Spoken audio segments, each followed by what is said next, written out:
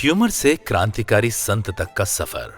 एक बार की बात है, गुरुदेव कुंजन वन में विराजमान थे और मुनिश्री तरुण सागर जी भी आसपास के क्षेत्र में विहार कर रहे थे। उसी समय यह समाचार प्राप्त हुआ कि मुनिश्री तरुण सागर जी को ब्रेन ट्यूमर है।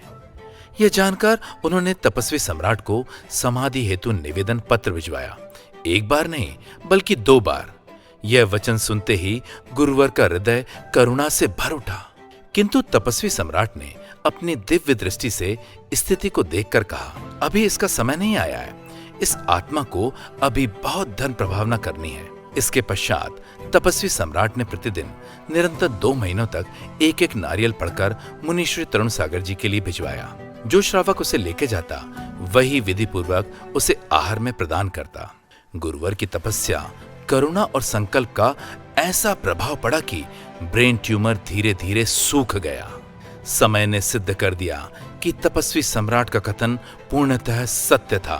देश को एक ऐसे संत प्राप्त हुए जिन्होंने निर्भीक होकर धर्म की वाणी को जन जन तक पहुंचाया। यह केवल रोग से मुक्ति की कथा नहीं, यह तपस्या की विजय है, यह करुणा की शक्ति है, यह दिव्य दृष्टि का अतिशय है। ट्यूमर से निकलकर जो संत राष्ट्र की चेतना बन गया, वही है हमारा क्रांतिकारी राष्ट्र संत मुनिश्री तरुण सागर जी। नमन है उस करुणा को, नमन है उस तप को और नमन है तपस्वी सम्राट की अलौकिक अतिशय शक्ति को।